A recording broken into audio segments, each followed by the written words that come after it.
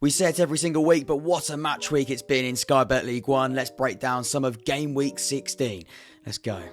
As always, if you do find value from the content, please make sure you subscribe and leave a like. Over 100 likes would be fantastic. It helps grow the podcast and allow us to hit new audiences. Let's begin with the first game at Stevenage as they faced Derby County.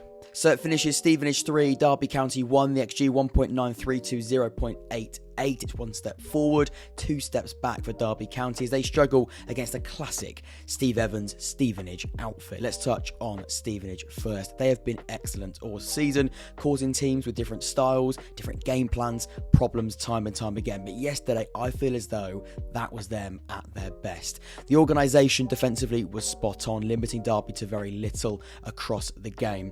Like Steve Evans as a character or not, it can't be denied he's transformed that football club, and they've proven already after 16 games, no League One team is too much. Back into that top six now, 26 points from those 26 matches, all the sixes you could say. They've been brilliant so far. For Derby County, it's utterly inconsistent and not a sustainable run if they want to reach those pre-season expectations. Once again yesterday, they were comfortably second best, outran, outplayed, and other than one moment, completely toothless in the final third. The question must be asked, is Paul Warne the next League One casualty, or is it a classic slow start to a season that at Rotherham often ended with success? Externally, my biggest concern is the lack of performance. Results have been below par, but I'd say the performances have been even worse. When we look at the graph brought to you by SofaScore, it does paint a fairly even game, but it's the quality of chances that define this match. You'd say each side had a better half each, Derby growing into the encounter, but always chasing the game. One of Derby's biggest problems so far this season is their reaction to going one goal down. I can tell you they've picked up just 4 points from that position. When looking at the stats, it's not the first time we've said this season, but the metrics don't paint a very pleasing Derby creative display. That's 0 big chances, less than 0.88 expected goals, and a total of only 3 shots on target. From 70% possession after the break, Derby only had 2 shots on goal. They remain in the bottom half for open play efforts out of any other club in the league. Steve Evans has always been known as a defensive-minded manager, but so far this season, Stevenage sit 7th for highest expected goals. Stevenage found their groove going forward, converting half of their shots on target and every big chance that they created. Don't let the Stevenage, Steve Evans, defensive almost narrative fool you. Going forward, they've proven they're just as good.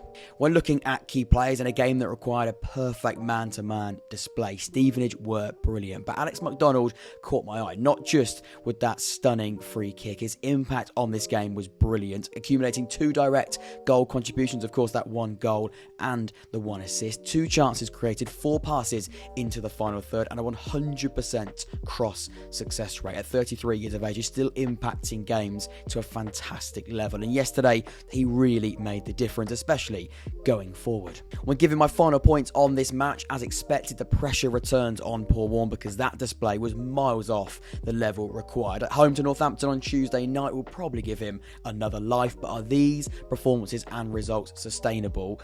No, I really don't think they are. For Stevenage, it's perfection in every department. They came out on top against Derby County yesterday afternoon. It finishes Oxford 2, Wycombe 2, the XG 2.54 to 1.08. The non-penalty XG was 1.76 to 0.23. In a game decided by a referee, Oxford and Wycombe share the points at the Kassam Stadium.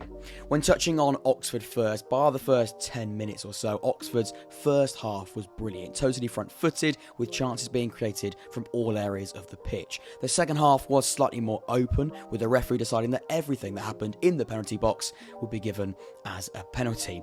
We'll chat on that briefly later, but the general build-up from Oxford was excellent, and the domination looked comfortable for large spells of the game. When looking at Wycombe, I thought they did very little in the final third. It was the spot kicks that gave them that real sniff. The tempo of Wycombe's game, though, is much higher than previous years, and the idea of being more direct is limited under Bloomfield. You felt in possession they were patient, but also found a careful balance to be progressive when taking risks too. When looking at the graph in front of you now, as mentioned earlier, Wycombe came out of the blocks the quickest, but very quickly found themselves under pressure.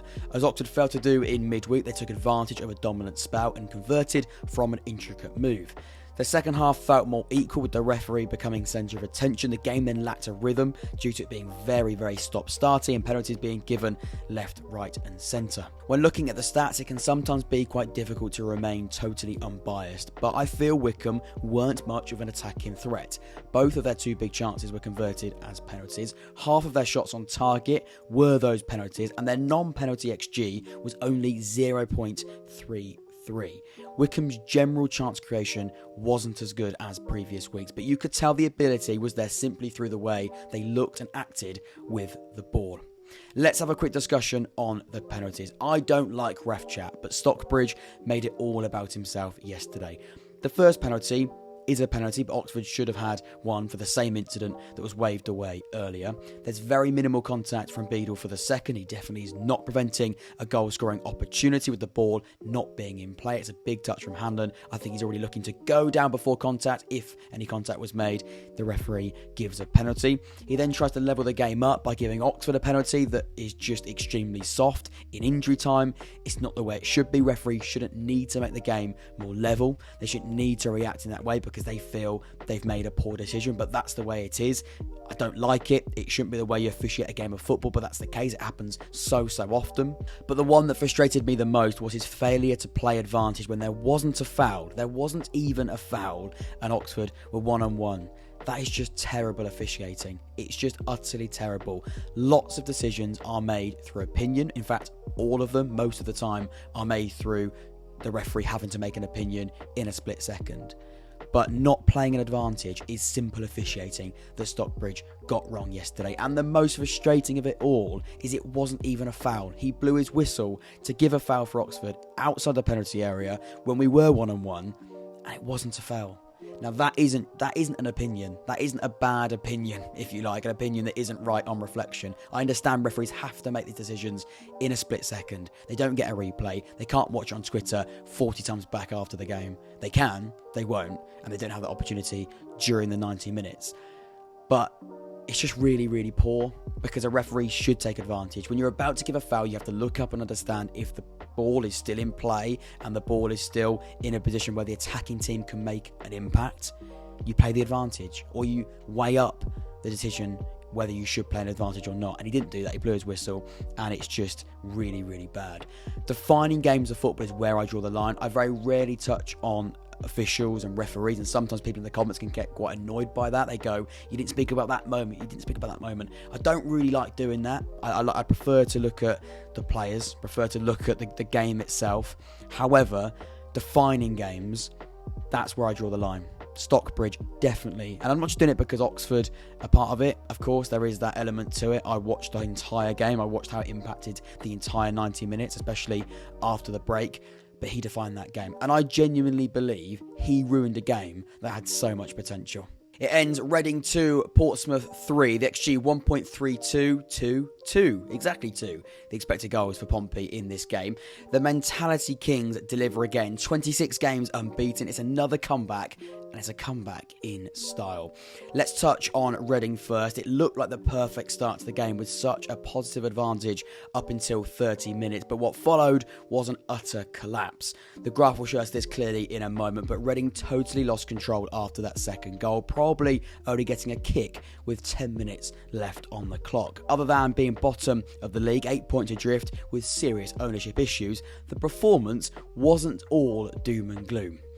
When we touch on Portsmouth, this is a new Pompey. This is a Pompey side with unlimited belief, character, resilience, and importantly, quality. From what looked like a task too far, even for this Portsmouth outfit, their reaction was incredible and a glaring sign of a side that I genuinely believe can come back from any setback. As I say, and as I've said time and time again, it might be early on in this season and too early on in this season, but that mentality will win you league titles. I genuinely believe that. Of course, it's about consistency and continuing what they've shown us so far. If they can do that, there's no reason why they can't finish in the top positions of this Sky Bet League One table.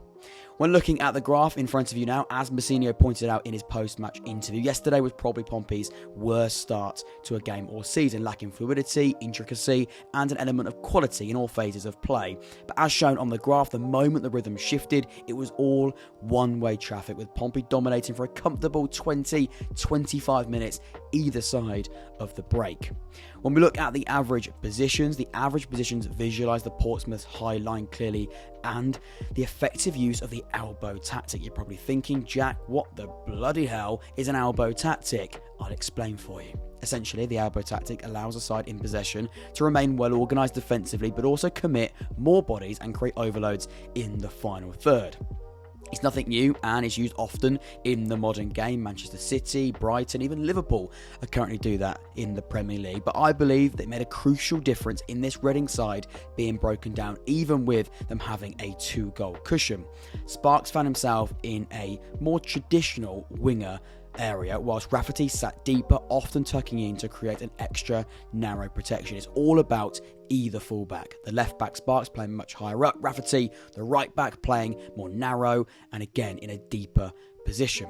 This tactical decision allowed Portsmouth to create a dangerous overload on the left-hand side, looking to almost play an expansive 2-4-4 or 4-2-4 in possession. We'll touch on Sparks and his influence in that position in just a second, but first and foremost, let's have a little chat about the key players. As First League starts go, Terry Devlin had a pretty enjoyable afternoon. His personal heat map shows the advanced area in which he operated, almost playing touch tight to Colby Bishop in this game. Across the 90 minutes, his output was fantastic, accumulating 1 goal, 2 chances created, 2 key passes, and 2 passes into the final third. He looked at home. At 19 years of age, he looked like he'd been playing in that position for many years in League One, and it's not an easy position whatsoever to master and to even look effective in, and he was more than effective in the game yesterday in a blue shirt. Well, it wasn't blue, but it's Pompey. They normally wear blue. I think you know where I'm coming from there. Another quick mention is Alex Robertson. The ground he covered and positional awareness was fascinating. Take a look at his personal heat map. His role was basically transitioning the ball through midfield into the path of the advanced Portsmouth attackers. The third goal starts from Robertson picking up the ball in the right channel, hitting a dive ball into the overloading Sparks, the elbow tactic, who crosses, and of course, Colby Bishop flicks it back. Terry Devlin finishes. As a simple but effective progressive move from John Mourinho's side, and comes from Alex Robertson locking down that right channel in midfield for the travelling side. That's now 17 points from losing positions this season, 232 days unbeaten. When we speak about mentality, I've run out of words. I cannot think of any more superlatives to describe this Pompey side. As for Reading, it's not their worst performance of the season. They've started and ended the game well, but were punished for a total loss of control in the middle of the match. The confidence, or should I say the lack of confidence, this Reading side currently possesses, I believe, a big reason why they capitulated in such a significant part of this game. Of course, it finishes Charlton 0, Bolton 2. The XG 0.97 to 0.53. It looks like Bolton have really found their groove, brushing aside Charlton at the Valley. When touching on Charlton first, the biggest issue for Charlton is they didn't really ever force Bolton out of first.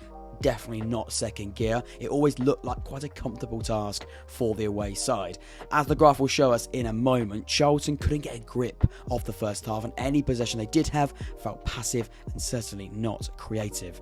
There was one change in approach after half time, but a well organised back line with a 2-goal cushion, it felt like a real steep mountain to climb. On Bolton, it felt as if they were always in cruise control, especially in the first half. Moments in games can be extremely defining, and the first strike is a brilliant example of taking any potential sting out of the game, and of course scoring when on top too.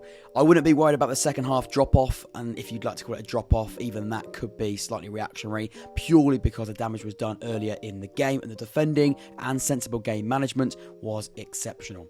When we look at the graph in front of you now, it does visualise the control Bolton had before half-time, with Charlton struggling to transition the ball out of their own half. You can see the shift after the break, but the height of the bar suggests very few significant chances were being created.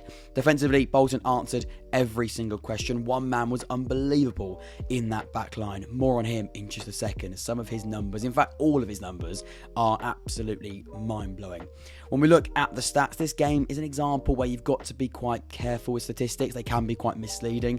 The majority of Charlton's expected goals came from set plays, with only 0.31 coming from open play. That's actually less than Bolton's. One shot on target from the same number of total shots is extremely wasteful, and if we're being totally honest, probably shows us where these two teams are at in their current state.